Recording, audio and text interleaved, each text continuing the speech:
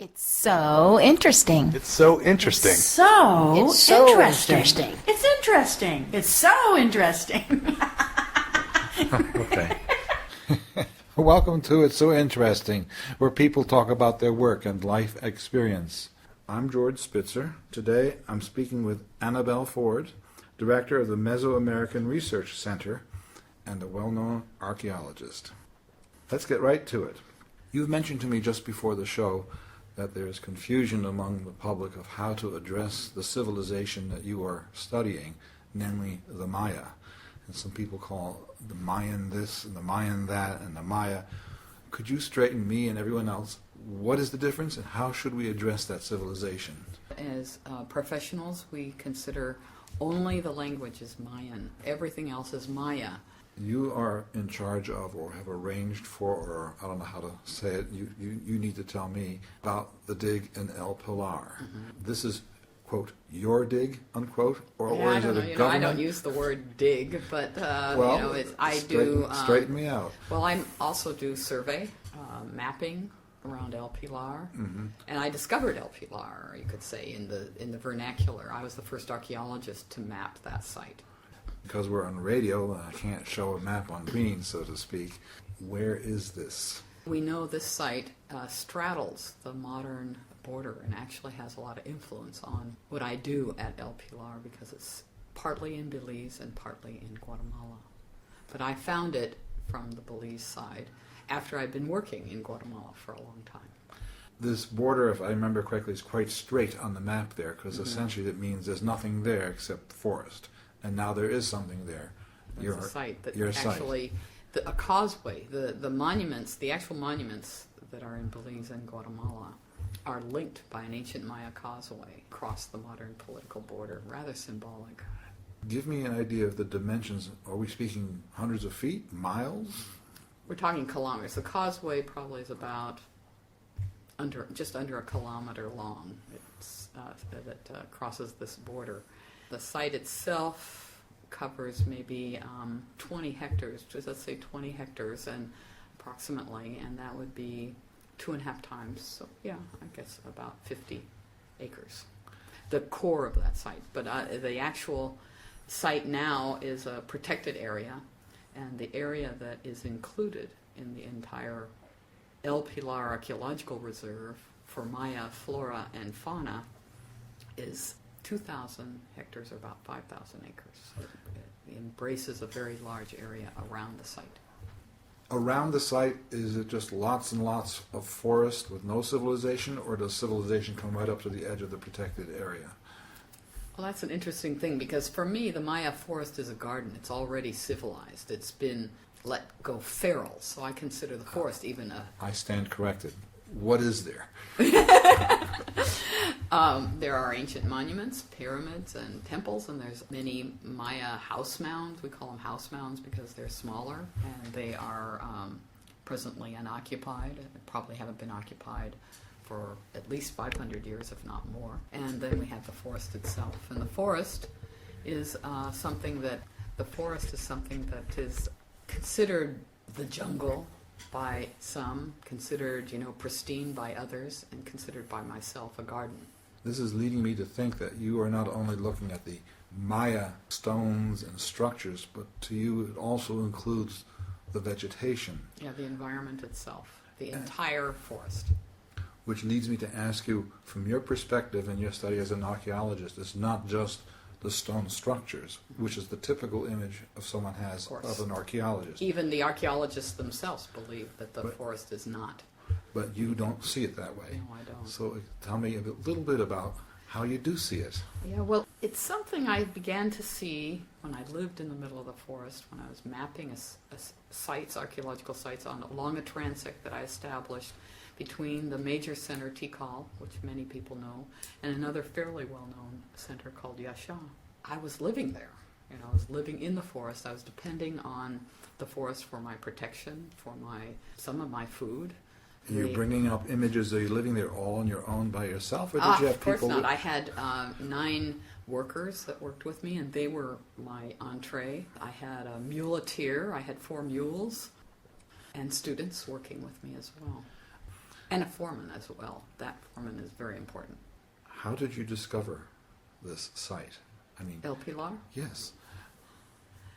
Do you, Well, do you remember? Of course, I remember very well because I asked people. I mean, I was working in this area I call the Upper Belize River area, and I wanted to create surveys that went from the river across the valley, which was considered the most important part from a European perspective, through a major center and on up, into the ridges that, in fact, were much more like Tikal in the area that I'd worked before. Is this along the ocean, or is it No, way river. It's a river. Belize River. How far in from the ocean is this? This is quite inland. This is 100 kilometers in, 70 miles in, 70 to 80 miles in. Did you discover it like you stumbled on a stone, or did you pull a branch aside and then saw this huge hill of stones? What was your first image? How did you know? I'll rephrase my question. No, I really don't. I mean, I discovered it because people told me approximately where they seen some big hills and big mounds, and there had been nothing recorded up in that area. So I went up, and I'm trying to think exactly how. I mean, I stopped the car, and when I was with the head of archaeology and a couple of other people, including a Peace Corps volunteer. And we walked around because we saw some people as well. And we saw some things that looked, above the tree line, but dark trees and high trees. And they don't stick up above the tree line. The trees on them stick up above a natural sort of Because the trees are growing on the ruins, so of course the tree line matches the profile of the ruins. So the things look sort of suspicious in this area that we were told to be alert. But there were people already clearing. They were clearing areas that were flat and, in fact, clearing the plazas to plant corn, plant maize. Okay. So they weren't aware of what was underneath what they're clearing. They were, I'd say they weren't fully aware. Everyone knew there was something there. But had no relation to their regular life, so they just paid no attention to it. Yeah. What I'm looking for, keep coming back to this. What was my aha experience? No, it wasn't quite like that. I'd love to make it sound glamorous, awe-inspiring, but really, they had cut down big trees in ancient Maya plazas with big mounds around them, and that's how I discovered the site. Just so I make sure I get it right, what year was this? In 1983. That's quite recent. Mm-hmm. Yes, people don't discover sites in these days, and certainly not a person that is female. That's just completely not right. It doesn't happen, right? It doesn't happen. But it did. Yeah, it did. That's the important part. What is your goal there? I mean, is there a time you think it's ever going to be finished, what you're trying to do? And well, I'm going to have, especially as one gets older, you have to figure out how you're going to wrap it up. Wrap it up, yeah. But in many ways, what I want to do is save the Maya heritage, and that means the forest and the ancient monuments and the traditional knowledge. And I suspect you can say how you do it. Okay, if I've published enough or I've promoted it enough, I've had enough interviews that say that these are the kinds of things and how I imagine I'm going to do it, I will be able to say that. So I could say that I've made a position on traditional knowledge and their knowledge of the Maya forest and then how the forest protects the monuments. I mean, obviously I could work and work and work, and I'd imagine that I can't live on forever, but I have to put that out there. Don't we all wish? But I'm not sure I would wish, but I'd like to be able to. What I'd wish is that I'd be able to actually demonstrate very avidly the position I have. I don't expect everyone to buy into it.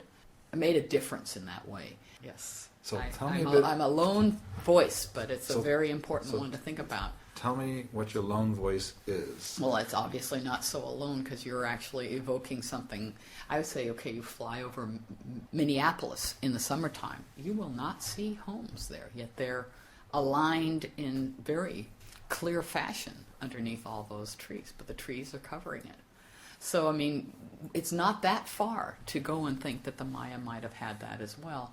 But they went a step further, or I should say it is a step further for the Maya, because the Maya didn't have 747s to bring grain to them, Russia, when they had a famine or something like that. They had to resolve it all right there. So they had to hedge all their bets in terms of annual food and a long-term security, food security. They had to have it right there at home. So in that respect, it's much more important in the case of the Maya than it is in the case of Minneapolis. But the image still is similar. So what I have two prongs to this. First, that the Maya forest is a garden, that my Maya archaeology is as much a part of knowing about the forest as it is about the monuments and the houses. But how do you get that? How do you come to a place where you can actually say the Maya forest is a garden? How did the Maya learn that? But this archaeology under the canopy is one of the things that's very different. Everyone wants to see the monuments, exposed and made up, remodeled, as I would call them. But what's happening by exposing them is actually turning them into dust. There are biofilms, which are a kind of bacteria that actually a specific kind, they're all over, but the specific kind I'm concerned about, it flourishes in the sun. So you expose the monuments in the sun. They move in to capture the salt that's come up there as the evaporation has happened, and then they're dropping acid, which basically turns it into dust. So the things you see at Tikal today aren't at all what I saw 30 years ago. At Chichen, it's the same. At Uxmal, it's the same. Everywhere where you see no shade on the monuments, we're looking at things that are deteriorated. I've been curious. I've been dying to ask. Mm-hmm. We've all seen Harrison Ford movies. We've all seen Raiders of the Lost Ark. We've all seen being dropped into the pit of snakes. Have you had any surprises like that yourself? Being dropped into a pit of snakes? Well, unexpected surprises. Good or bad? You're talking about bad ones. No, or good. Mm-hmm. Clearing out by the square with ropes and finding trees high because there's stone underneath it, uncovering them, and the Canopy project. Fine. But you did have some surprises that you weren't expecting. I'm not saying pleasant or unpleasant. I'm just asking you, what are some of the memorable surprises you've had as an archaeologist? One of my most wonderful surprises was that I discovered a house site where we had a lot of obsidian. Obsidian comes from about 400 air kilometers away, the nearest obsidian source, and I wanted to go back to this site. Like I said, I thought I knew something about the forest and so forth. I was explaining to the workmen, and this is only a year later. It's a site when you go up the ridge and you pass the quarry and you see the line of trees and this, that, and they couldn't figure out what I was talking about. Finally, one of them dawned on them something, and they said, donde estaba el aguacate? And that was the start of my understanding of the forest garden. There was an avocado tree there, and they all brightened up, took me straight to the site. No problem. It was where the avocado tree was. So I found my site. I returned to my site, but I also learned that the Maya forest and the way the forest gardeners or traditional people use that landscape is three-dimensional. It's very different than mine. What do you perceive as your legacy for devoting your whole life, or at least your professional life since 1983, to El Pilar? The benefit, and not so much just that location, which is important. You've covered that. I'm talking about its importance in the development of understanding our modern world. Well, that's back to that. What I would really like to see I would like my voice on how to save the Maya forest today in a simple way with the forest gardeners, and to have El Pilar be that living museum for that to be understood. You mentioned a while ago that you have several dozen students helping you, graduate students and otherwise helping you with the uncovering and development of the El Pilar site. Over time, since you started with this, just unless you have an exact number, how many people have you effectively trained to look at things like an archaeologist would? I mean, you must be a one-woman developer. Right. I always find that if I deal with people one-on-one, it's really much more effective. Well, certainly hundreds.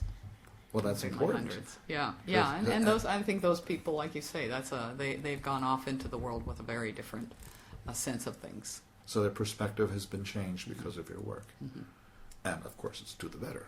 Of course. Well, thank you so much, Anabel Ford. You've been very kind to be with me for this time. If anyone would like to hear this show again, you can go to itssointeresting.com website.